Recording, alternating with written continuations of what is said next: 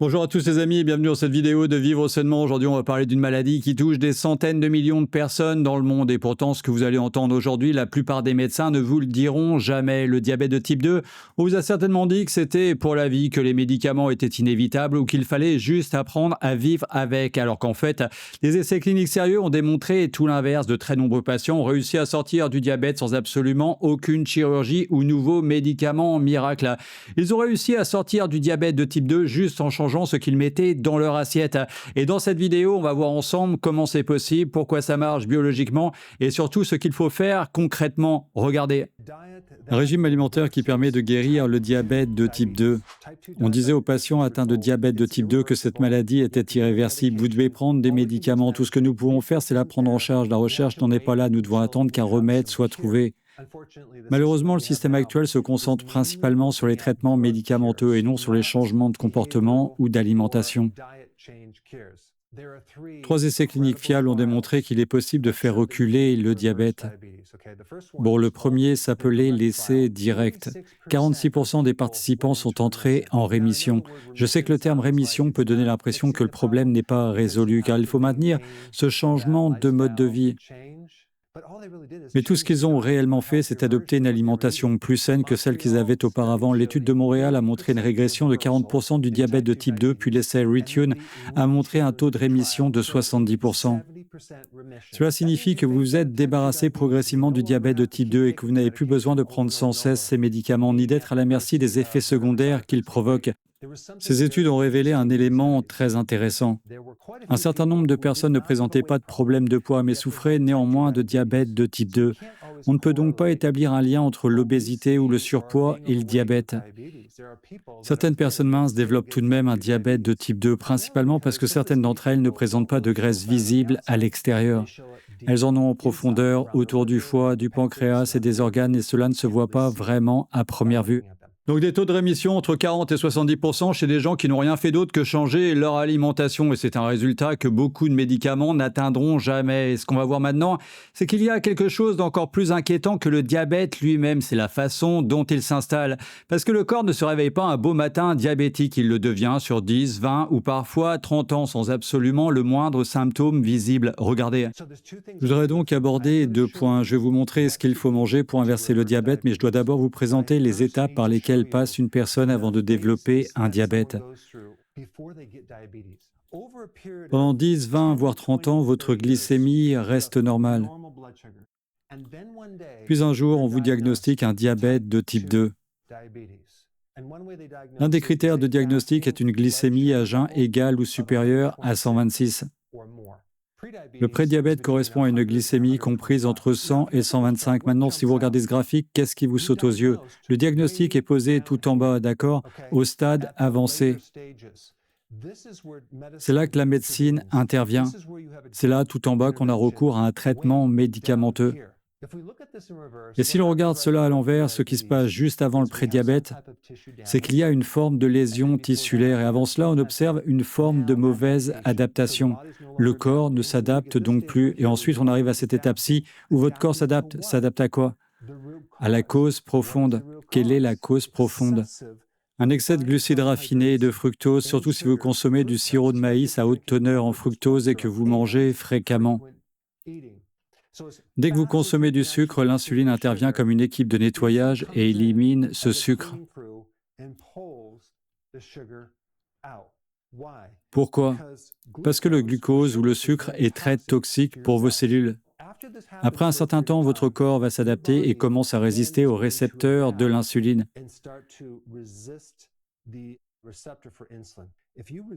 Si vous présentez une résistance à l'insuline, cela empêche le glucose de pénétrer dans les cellules. Et si cela dure trop longtemps, qu'advient-il de tout ce glucose? Il est transformé en graisse dans vos muscles et votre foie. Nous avons donc ici les différents tissus de l'organisme qui servent de réserve pour gérer tout cet excès de glucose. Ce qui est intéressant à ce stade, c'est que votre glycémie reste normale. Pourquoi? Car votre corps produit une quantité considérable d'insuline pour compenser, son objectif principal étant de maintenir une glycémie normale. Bon, passons ensuite à une autre décennie. Une partie de cette graisse a désormais envahi le pancréas. Bon, c'est ici que l'insuline est produite. On observe donc désormais des lésions tissulaires. L'inflammation s'intensifie. Les cellules qui produisent l'insuline, appelées cellules bêta, s'épuisent. Elles commencent donc à décliner. L'insuline en est donc arrivée à un point où elle ne peut plus faire face à tous ces glucides que vous consommez. Que va-t-il donc se passer? Ils vont donc commencer à s'accumuler dans vos artères. Bon, le taux de glycémie va donc augmenter. Mais regardez combien de temps il a fallu pour en arriver à ce stade précis. C'est là qu'on se trouve en situation de prédiabète. Votre glycémie est d'environ 100, peut-être 120, puis elle monte à 125 juste avant que vous n'entriez en diabète ici. À ce stade-ci, les liaisons tissulaires sont essentiellement le résultat d'une mauvaise adaptation au fil du temps. On assiste alors à une glycation, ce qui signifie que le sucre va se fixer sur les protéines. Et cela obstrue tout, rendant ces protéines inutilisables pour l'organisme. Et cela se produit dans les artères, celles-ci se rigidifient. Alors devinez ce qui se passe si la tension artérielle commence à augmenter. On devient alors prédiabétique, puis on passe directement au diabète dès que la glycémie atteint 126 ou plus. Si l'on prend tout le sang de votre corps, cela représente environ 5,5 litres. Une glycémie normale correspond environ à une cuillère à café de sucre, d'accord? Pour tout votre sang. Eh bien, devinez ce qu'est le diabète. C'est l'équivalent de 2 cuillères à café de sucre. Ce n'est pas énorme, mais ça fait de vous un diabétique. Mais pensez à la quantité de sucre qu'une personne consomme en moyenne. Et je parle aussi de tout ce qui se transforme en sucre, comme les féculents, vous savez, les glucides raffinés, les céréales, les pâtes, les céréales pour petit déjeuner, tout ça. Ils représentent bien plus que 2 cuillères à café de sucre, parfois 50 à 100 cuillères à café de sucre par jour. Et à mesure que la glycémie ne cesse d'augmenter, cela devient très très dangereux. Alors une fois que le diabète est diagnostiqué, 4 tissus principaux sont ciblés et ont tendance à être endommagés. Les reins, les artères, les nerfs, ainsi que les yeux. Malheureusement, la médecine se concentre sur cette partie-ci. Elle ne s'intéresse pas à cette zone-là. Ils n'en ont probablement pas le temps car la durée moyenne d'une consultation est d'environ 7 à 10 minutes. Et puis, ils ne sont pas formés aux facteurs liés au mode de vie. Donc, on vient de voir comment le diabète se développe en silence. Pendant des années, la résistance à l'insuline s'installe, les cellules du pancréas s'épuisent et quand le diagnostic tombe enfin, les dégâts sont déjà bien avancés. Le problème, c'est que la médecine intervient beaucoup trop tard dans ce processus et se concentre uniquement sur des médicaments plutôt que sur les causes. Car oui, une maladie chronique, effectivement, ça rapporte beaucoup d'argent au labo. Alors, voyons maintenant comment renverser toute cette situation, c'est maintenant. Voyons maintenant comment inverser le diabète uniquement grâce à votre alimentation. J'ai déjà mentionné 3 essais cliniques majeurs. L'essai direct qui aboutit à un taux de rémission de 46%. L'essai de Montréal avec un taux de rémission de 40% et l'essai Retune avec un taux de rémission de 70%. Ces résultats étaient supérieurs à ceux obtenus à de nombreux médicaments et pour couronner le tout, il n'y a pratiquement aucun effet secondaire lorsqu'on modifie cela par le biais de l'alimentation. Malheureusement, de nombreux médecins ignorent encore l'existence de ces études car il n'y a pas d'argent à gagner en utilisant l'alimentation pour traiter ou guérir une maladie. Les grandes entreprises pharmaceutiques ne vont pas faire beaucoup de promotion là-dessus, mais vous devez en être personnellement informé. Alors, lorsque vous irez chez le médecin, parlez-lui de ces études et suggérez-lui que vous souhaitez commencer à utiliser votre alimentation pour améliorer votre diabète. Les recherches existent et avec un peu de chance, il travaillera avec vous pour apporter quelques ajustements et vous sauverez progressivement des médicaments. Si votre environnement n'est pas sain, tout le reste en pâtit, c'est comme un aquarium. Si vous polluez l'eau, les poissons tombent malades. Vous pourriez leur donner la meilleure nourriture qui soit. Vous pouvez traiter chaque symptôme, mais si l'eau reste toxique, rien ne s'améliore. Le corps fonctionne avec 10 signaux tels que l'insuline, le cortisol, l'inflammation, la qualité de sommeil et le fonctionnement intestinal. Chacun d'entre eux influence la façon dont vous vous sentez, mais il y a toujours un signal qui est plus perturbé que les autres. Et tant que vous n'avez pas corrigé celui-là, tout le reste bloqué. Donc on vient de voir ensemble que des preuves scientifiques solides existent et que malgré tout, certains médecins, diabétologues les ignorent encore et qu'une approche par l'alimentation peut faire beaucoup mieux que certains médicaments et en plus en toute la palette d'effets secondaires graves qui va avec.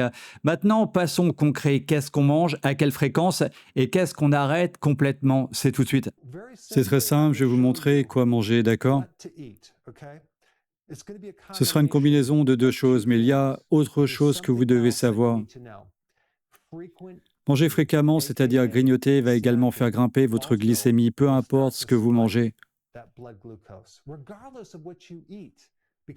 car notre corps n'a jamais été conçu pour manger aussi souvent.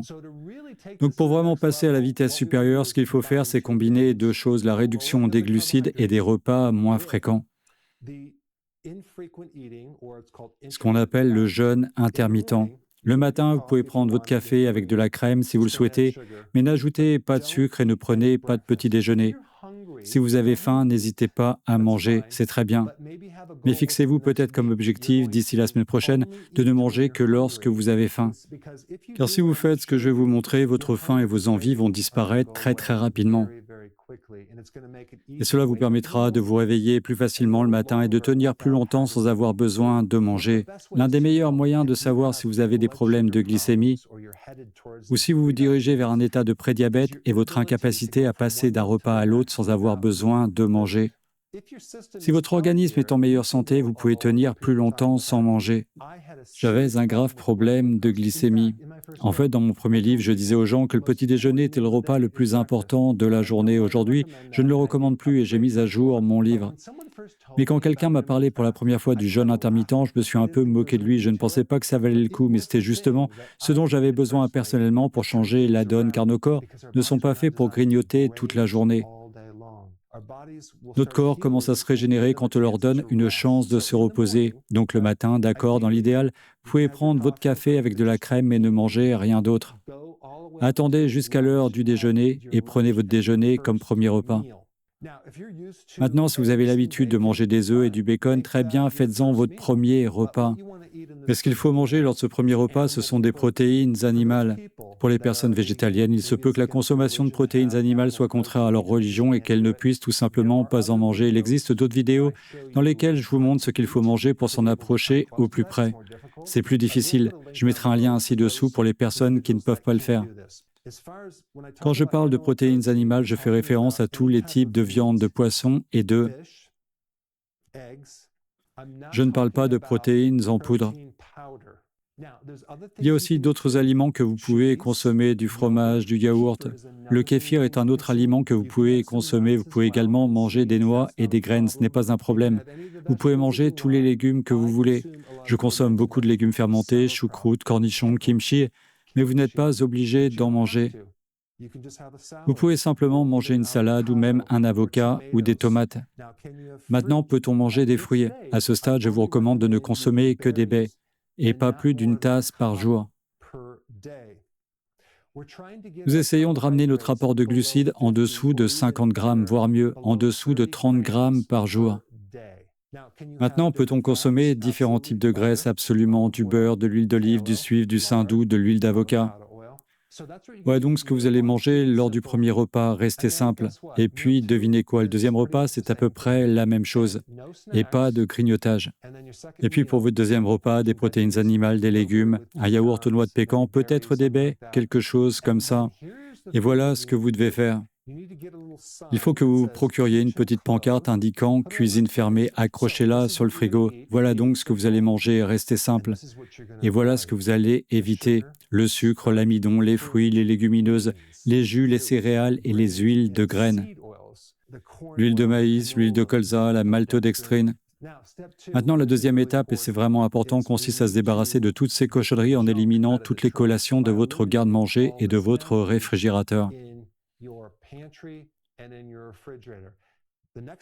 La prochaine fois que vous aurez faim, quand vous serez fatigué ou stressé, c'est vers ça que vous vous tournerez. Il ne faut donc même pas que ces produits soient à portée de main. Fixez-vous comme règle personnelle: la prochaine fois que vous irez faire vos courses, utilisez une liste et n'achetez rien qui ne figure pas dessus.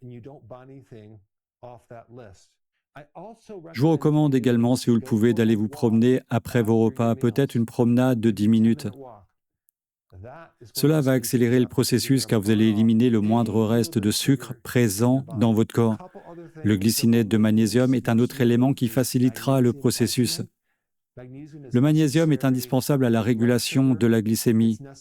Il est nécessaire pour aider à réguler le taux d'insuline. Il est nécessaire pour vous aider à dormir. Et je le prends le soir. Je recommande d'opter pour une poudre. Et choisissez également une poudre électrolytique riche en potassium, car le potassium est un autre élément qui fait souvent défaut chez beaucoup de gens. Et le potassium va aider à rééquilibrer les électrolytes, car en suivant ce programme, vous allez éliminer une grande partie de la rétention d'eau dont vous souffriez. Parfois entre 3 et 5 kilos dès la première semaine. Et avec toute cette perte d'eau, vous allez perdre des électrolytes. L'une des choses les plus importantes à faire est donc de reconstituer vos réserves d'électrolytes, potassium, magnésium, et ne limitez pas votre consommation de sel marin. Il faut consommer davantage de sel marin. Si vous ressentez des crampes ou une faiblesse musculaire en suivant ce conseil, ajoutez davantage de sel marin, de potassium et de magnésium, et tout ira bien. Alors, ce qu'on vient de voir, c'est que le diabète de type 2, c'est pas une fatalité. La combinaison jeûne intermittent plus réduction des glucides, c'est aujourd'hui l'une des approches les mieux documentées scientifiquement pour obtenir une rémission réelle. Ça demande de la discipline, oui, mais les résultats, ils sont là. Et si vous envisagez de mettre tout ça en place, parlez-en à votre médecin et montrez-lui les études et demandez un suivi. Maintenant, c'est l'heure de la petite question. Pensez-vous que votre médecin traitant vous informe suffisamment sur les solutions ou traitements alternatifs? Ou alors, est-ce qu'il se limite uniquement aux médicaments? Répondez, s'il vous plaît, dans les commentaires ci-dessous. Voilà, c'est terminé pour aujourd'hui. Alors, sans aucune transition, je vais ouvrir une petite parenthèse. Si vous aimez mes vidéos, sachez que tout ce travail me prend énormément de temps et de recherche.